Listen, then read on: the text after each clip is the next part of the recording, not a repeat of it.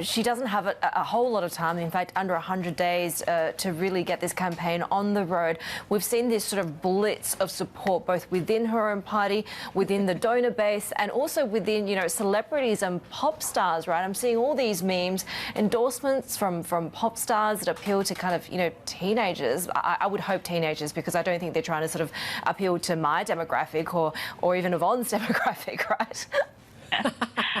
No comment from me on that one. That would be opining. But tell us about the brat summer that Kamala Harris is having right now. Well, that's just it. I mean, this is Charli XCX, right? The British pop singer and composer. I mean, the woman is 31 at this point. It's not like she's, a tween herself, but she's just the top of the iceberg, really. Every young person has endorsed Kamala Harris that I can see at the moment. You were talking about, Ariana Grande, Demi Lovato, Cardi B, for example, who was big for Bernie Sanders last time around. Also John Legend and Beyonce, though. So these are people that are obviously appealing to the tweens and the Gen Zs, but also people who've had their fans grow up with them, and some of those fans now are in their 20s and maybe even a little beyond. But this brat phenomenon is quite hilarious. I mean, a brat, as defined by Charli XCX in her eponymous album, or the Brat album, is somebody who's a little messy, who says something dumb sometimes, who parties her way through it and sort of keeps an optimistic outlook.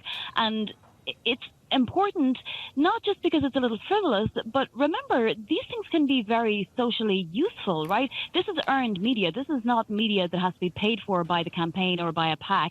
This is, viral content that keeps Kamala Harris in the discussion among people who are voting now, and also who may be voting in the future, and people who may not have registered yet. Remember, Taylor Swift put out a big call for young people to register to vote last year and had a huge impact with that. So many more young people did register to vote. Now, Taylor herself hasn't endorsed anybody, at least yet, this season, but it's for sure that these kinds of things can have a big impact. I mean, you guys remember when the K-pop crew managed to really humiliate Donald Trump by registering for his rallies and then not turning up?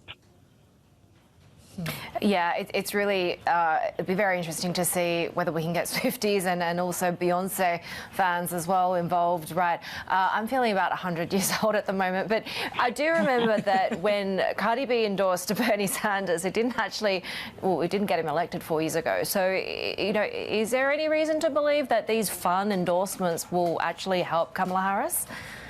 Well, obviously, it doesn't swing an outcome typically, right? I mean, as you mentioned, Cardi B and the Bernie Sanders phenomenon, it was great fun at the time. It gave Bernie some momentum. It made him a little more relevant to younger people.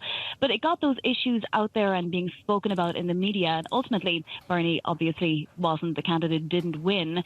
But this time round, given that there's so much support behind Kamala Harris from all of these people, you can't help but imagine that it won't hurt at the very least, and that it could help quite substantially. I mean, some of these people have massive online followings. If you take Ariana Grande, for example, her Instagram following is greater than the population of America. She has nearly 400 million Instagram followers. If you compare that with someone like Jason Aldean, who's, endorsed Donald Trump, the country singer, 4.4 million. It pales in significance. Kid Rock has just 1.2 million followers on Instagram. So these are very much memes that can, go around the world, and not just in the United States, but abroad as well. And they really can have an impact, not to mention the fact that Kamala Harris's issues are some of the issues that young people are really caring about. The cancellation of student debt, for example, helping all families across America with a better minimum wage, childcare, more family leave. Climate change in particular, these are not so much the issues that perhaps the Donald Trump demographic cares so much about.